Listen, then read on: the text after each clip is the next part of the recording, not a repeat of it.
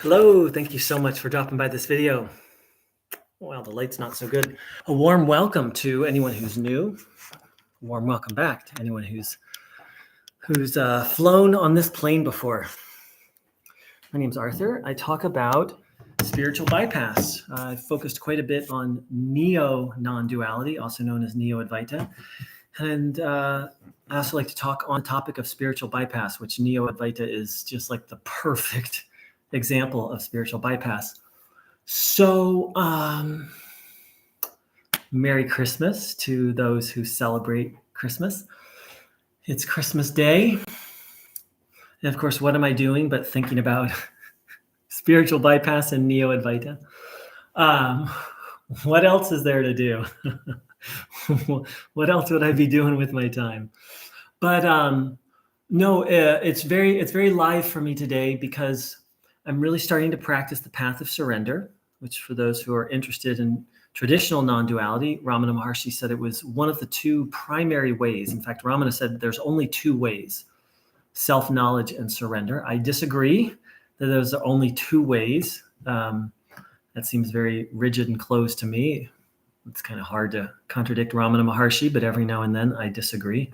But also, other teachers such as the Buddha or people who teach Raja, traditional Raja yoga and Bhakti yoga. So it's not just me. But regardless, so the path of surrender, one approach to the path of surrender, and surrender is what it is. It means literally surrendering yourself, your will, your life to your notion of higher power. And one practice or one way to do that is to accept everything that comes your way as a gift from higher power, God, Ishwara, Bhagavan, Allah, depending on your tradition. Like literally, whatever happens, you're constantly in this place of like, thank you, higher power. When something good happens, thank you, higher power. When something painful or bad happens, thank you, higher power. To literally accept everything as a gift.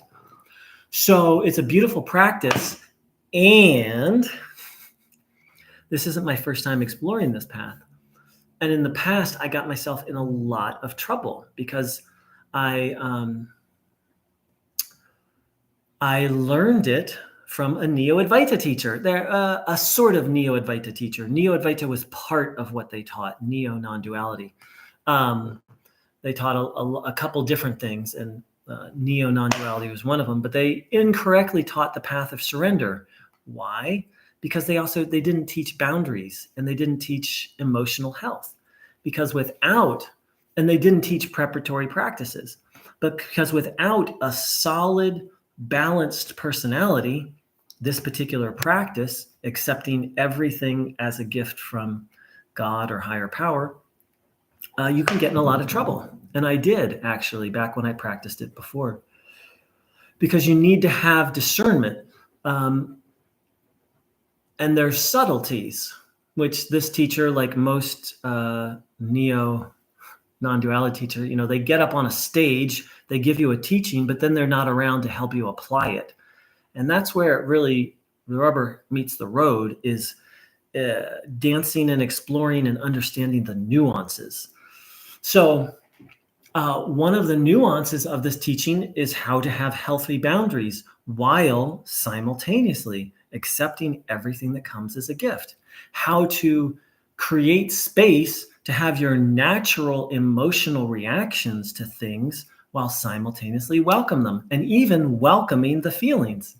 So now I'm in a very different place and I'm studying this practice with a traditional teacher that has some of those nuances. And so I'm very hopeful. It's already producing good results, and I'm very excited to continue on this path. And it's just really like night and day, the difference between the teacher who like got up on the stage and, said this really cool mystical stuff, but didn't really give the nuts and bolts of how to really live it. They were very inspiring. Such teachers are more like preachers than teachers. A preacher is there to inspire and give you a little wisdom, but not really guide you how to live your life. And when one becomes, it's one thing to do a spiritual practice to have a little relaxation. But when you get serious about enlightenment or ending suffering, it's like you need to have one-on-one contact with a reliable teacher. Otherwise, it's, as Ramana Maharshi said, it's like trying to get the criminal to arrest themselves. Doesn't work out so well. So I think that's all I have to say for today. Let's see.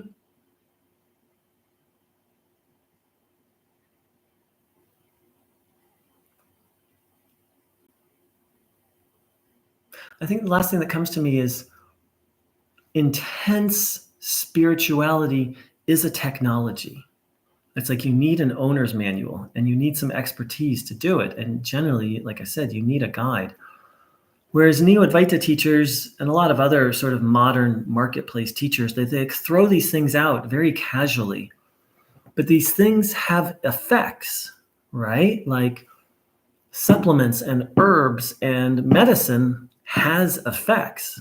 They're all very, and it's a very sophisticated art and science to find the right medicine or herb or supplement for the right condition. And that is completely absent. That awareness is completely absent in Neo-Advaita town or modern spiritual marketplace town. And to boot, all of this also comes down to the lack of foundational practices and principles, which contain a lot of safeguards against the harm that many of us experienced with Neo-Advaita. So that's everything on my plate for today. Thank you all so very much for dropping by. Once again, Merry Christmas to those who celebrate that, and to those who don't, happy December 25th.